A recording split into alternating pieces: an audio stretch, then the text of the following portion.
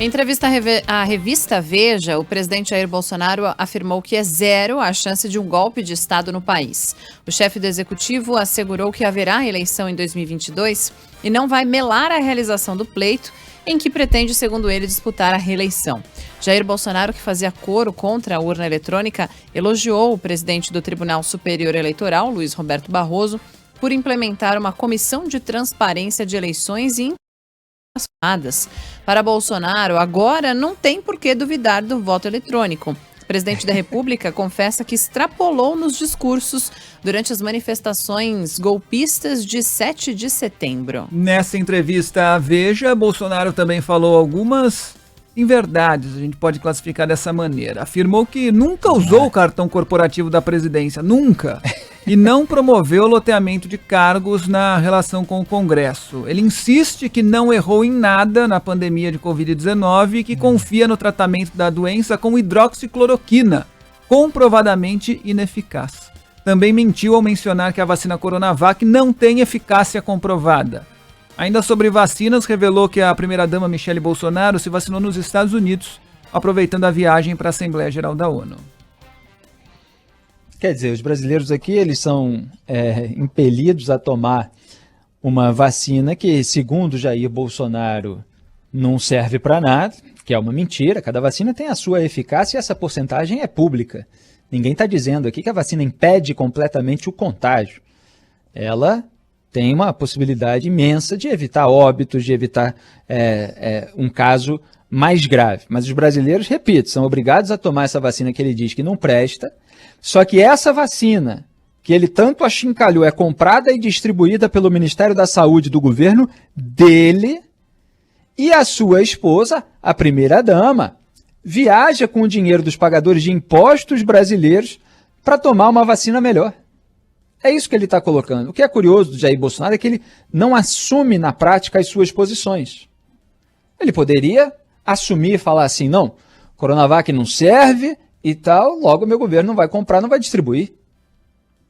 Podia ter feito isso, ter mantido essa posição, que foi a posição inicial dele. Mas não, ele achincalha ao mesmo tempo que ele bota o Ministério da Saúde para comprar e para distribuir. Porque ele precisa de todas as narrativas. A depender do público, ele usa uma. Então você tem ali as massas de manobra bolsonaristas, que elas gostam de toda essa polarização com o governador de São Paulo, João Dória, porque ele propagandeava a Coronavac, ligada ao Instituto Butantan, que tinha parceria com a China, que também era achincalhado pela família Bolsonaro. Depois o Bolsonaro passou um pano lá para a China, né? Teve um encontro, veio aquele discurso dele, não, parceria tão importante e tal. Então é um discurso para cada público. E tem gente que vai atrás acreditando que ele é o anti-establishment, que enfrenta todo mundo e tal. Tudo conversa fiada. Então não assume, na prática, as suas posições, porque sabe que a população brasileira precisa de todas as vacinas que estejam liberadas para justamente se precaver contra essa enfermidade, para se precaver contra um vírus potencialmente letal que já matou aí mais de cerca de 600 mil brasileiros.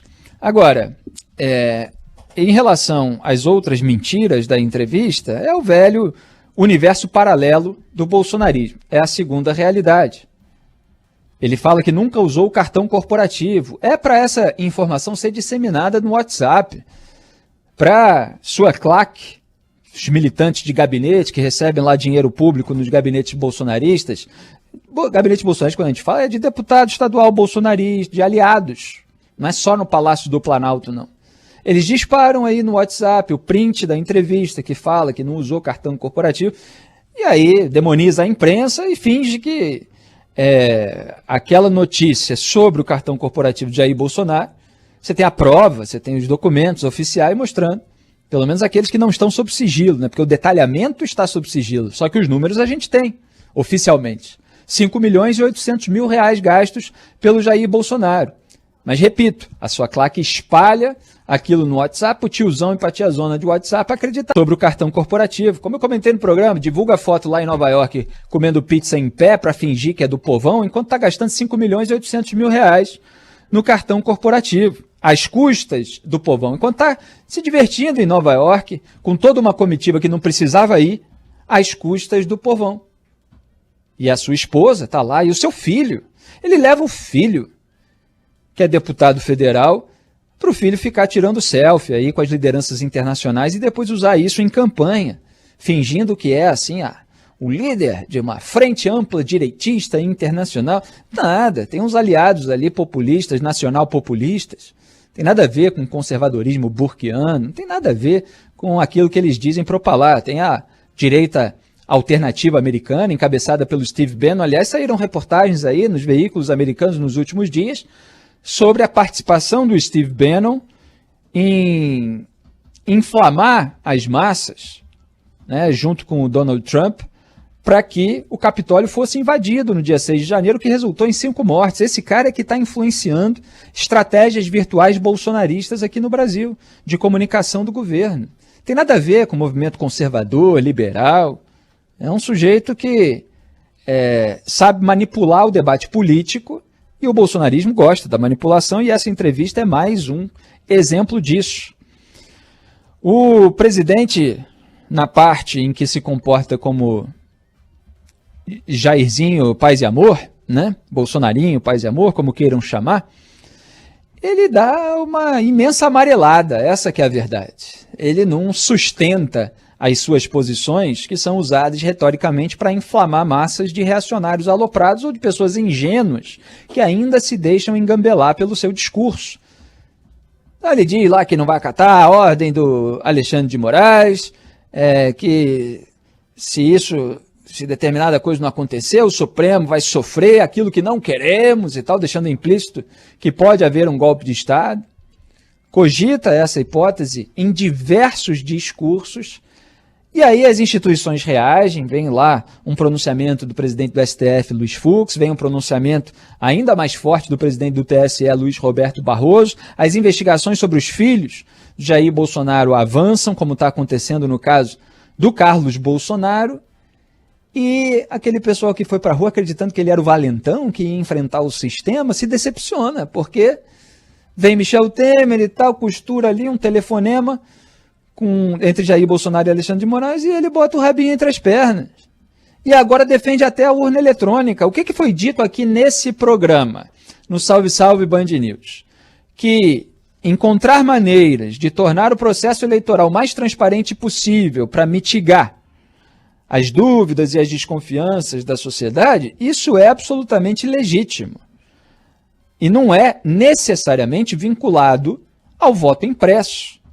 Pode haver outras maneiras. De qualquer forma, é preciso discutir sobre todos esses caminhos. O voto impresso foi um deles, racionalmente, com pragmatismo, com objetividade. Não foi o que Jair Bolsonaro fez. Ele partiu para o assassinato de reputação do Barroso, por exemplo, e de outras pessoas.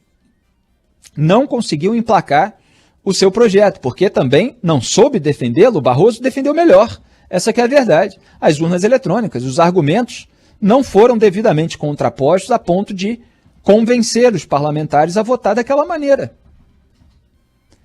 E o Barroso, muito generosamente, porque não precisava fazer isso, já que ele acredita na segurança das urnas, etc., ele abriu possibilidade para que várias outras pessoas de outros segmentos da sociedade acompanhassem todo o processo de fiscalização das urnas.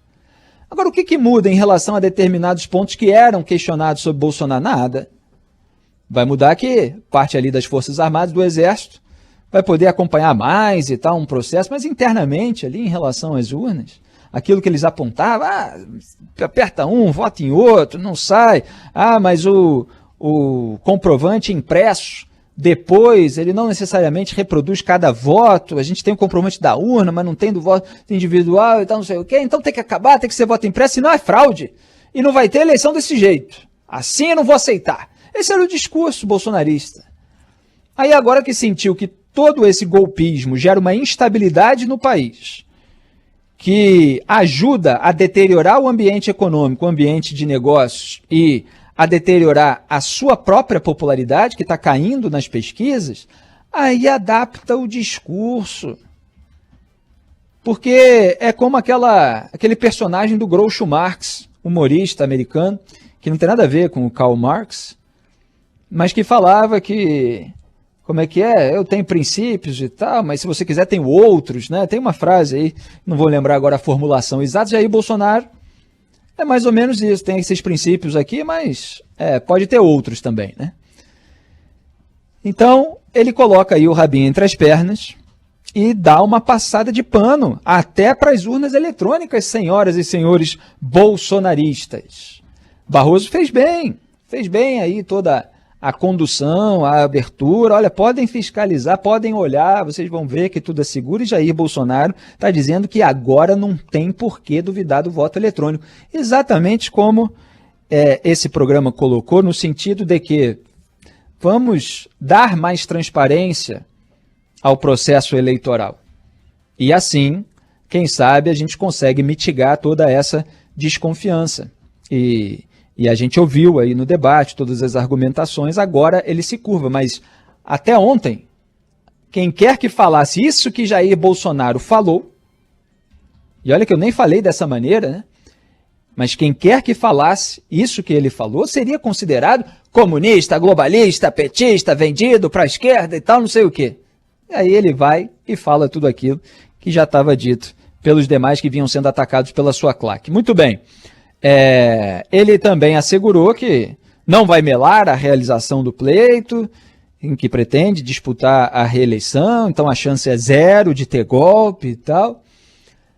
É tudo que ele está falando, né? Não quer dizer também que ele não vai fazer um escarcéu em 2022 que contraste com toda essa retórica estratégica momentânea, em que ele precisa de estabilidade para que a economia do Brasil melhore, porque os investidores, ao contrário do que ele disse na Assembleia Geral da ONU, estão se afastando. Você tem uma alta do dólar gerando num bloco, num efeito dominó, uma alta da inflação. A instabilidade acaba prejudicando todo esse cenário. Então, nesse momento, ele precisa desse discurso moderado. Não quer dizer que ele vai manter, porque a gente já conhece Jair Bolsonaro. Então, é uma parte moderada e uma por enquanto, que mostra uma amarelada. Pode ser que ele venha a se inflamar e a se comportar como reacionário aloprado de novo, mas mostra já a regada dele. E você tem a parte mentirosa, para tentar manter ainda viva as suas narrativas sobre a pandemia, em que ele se exime de qualquer responsabilidade por tudo de ruim que aconteceu e coloca a culpa nos outros, como chegou a fazer de uma maneira perversa no seu discurso em Nova York, levando questões internas do Brasil para o exterior, atacando governadores e prefeitos que impuseram medidas restritivas para preservar vidas humanas, exatamente como fizeram os grandes líderes internacionais que estavam lá na plateia do Jair Bolsonaro, inclusive de direita. Inclusive governos, como do Boris Johnson no começo, que no começo era mais cético em relação à pandemia, mas ao contrário do Jair Bolsonaro, rapidamente mudou suas posições e estabeleceu o lockdown no Reino Unido, assim como fez, que não estava agora em Nova York, o primeiro-ministro israelense na ocasião, Benjamin Netanyahu. É a direita britânica, é a direita israelense, mas Bolsonaro aqui fala para massas de Manaus que nem sequer entendem a política internacional. Então essa entrevista é mais uma do Bolsonaro, em que muita coisa não tem a ver com a realidade, seja do mundo, seja dele próprio.